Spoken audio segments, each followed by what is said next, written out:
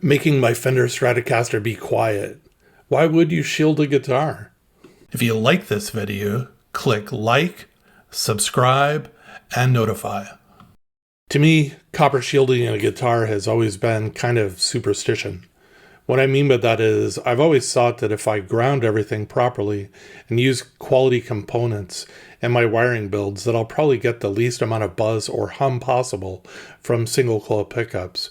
I've always assumed that you're just always going to have some level of noise coming out of your guitar when you plug in. Some of my guitars, no matter what I've done, are just noisy. And I've been leaning to the side that maybe I'm incorrect in my assumption about shielding. I have noise and some static to some level in all of my single coil guitars, and some of them it's just kind of ridiculous.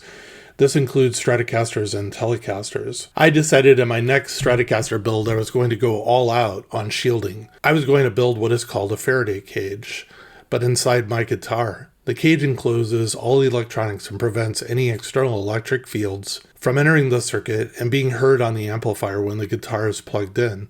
In theory, I should have a fairly quiet guitar, at least quiet with noises that I don't want to be there, and I should be able to only hear the noises I do want to hear. I purchased the components on Amazon. First, I purchased copper adhesive tape. I went with tape that was about 1 inch wide, and each of the 2 rolls was 66 feet in length. This is more than enough tape to do many guitars, and not just the guitar in this video. The tape I purchased was around $16. Most pickguards come with some sort of shielding. I wanted something that would go edge to edge and completely shield the control cavity on the guitar. I purchased an aluminum ground shield on Amazon for about $10.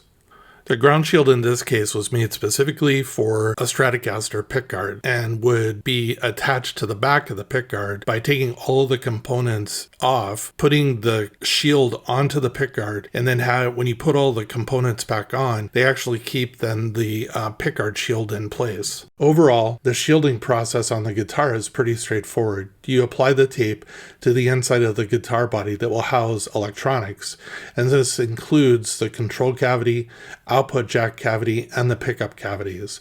It is a very cathartic process. You really can't rush to do the job correctly. A few points to know. The ground shield should touch the copper shielding. That means basically the ground shield on the pickguard, when you install the pickguard, it should touch the copper shielding. This is accomplished by having a small amount of the tape come up over the edges of the cavities, being shielded, so when you put the pickguard on the guitar, the shield on the pickguard is up against the copper tape on the edges of the cavities. You should not have any gaps. You want a completely sealed enclosure. The main control cavity and the pickup control cavities will be linked. However, the output jack cavity won't be linked to anything unless you make it. You'll need to run a short wire between the output jack cavity and the control cavity and then solder it to the sides at both ends. To make sure that this link is properly done, you should have a multimeter handy and do a continuity test between the 2 cavities. Mine passed and showed that they were linked by the soldered wire. Last, the ground that you normally attach inside the control cavity with a screw from your wiring harness, you attach via a ground wire and then solder it in place instead of using the screw. The outcome that I got is really apparent when you listen to the clean chord progressions that I've recorded and put at the end of the video. It is to me one of the cleanest signals I've recorded to date on a single coil guitar, especially a Stratocaster. There's no hum or popping noises at all. All you can hear is actually the sound of the actual strings and the chords of the guitar. It's really cool. I'm now going to do this same process to a couple more guitars to see if I can replicate the same outcome. If I can, and I think that I will, and it does turn out this way, I see myself as incorporating this functionality into all of my guitars from this point forward.